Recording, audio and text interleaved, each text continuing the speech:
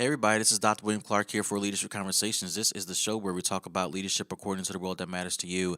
And I wanted to talk with you quickly about core team development. Now, every leader has a team of people around them to help them accomplish the goals that they have set forward for the company.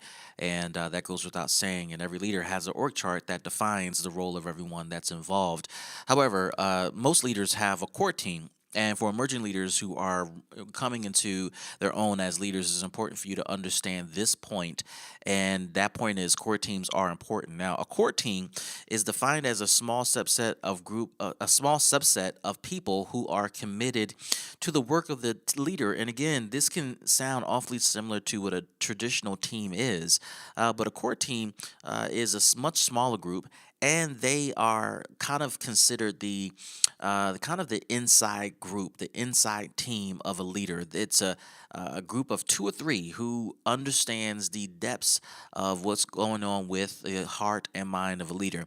And the core team is exposed to a lot more than what the regular team is because of trust, because of relationships that have been built, etc. And that core team is essential to the success of that leader specifically.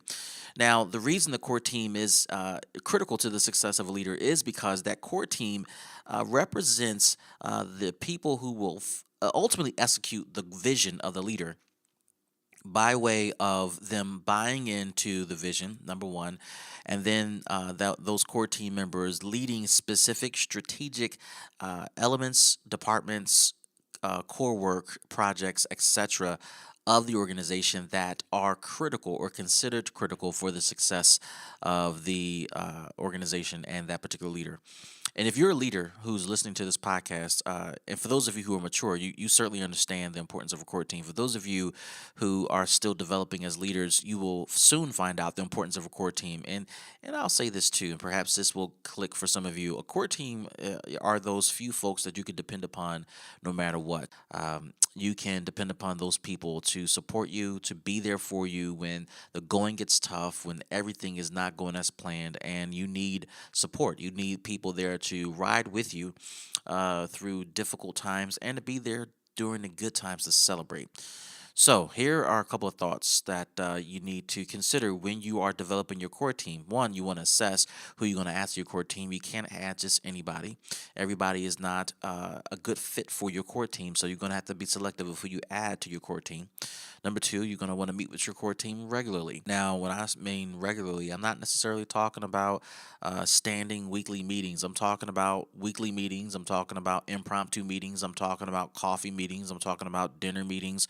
I'm talking about text messages. I'm talking about phone calls, early morning meetings, afternoon, late evening meetings, constant emailing. The idea behind regular meetings is this constant communication between you and your core team, and it is essential that communication continues to happen between you and your leadership team.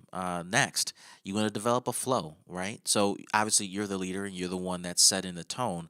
But these people that you're adding to your core team are members for a reason, and you want to get an understanding of how they work and how their work style flows with your work style.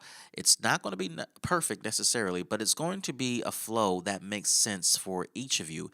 And you need to get a handle on that so that you can be the one that dictates the flow. Now, what I mean by dictating the flow is not about telling people how to adjust their work style.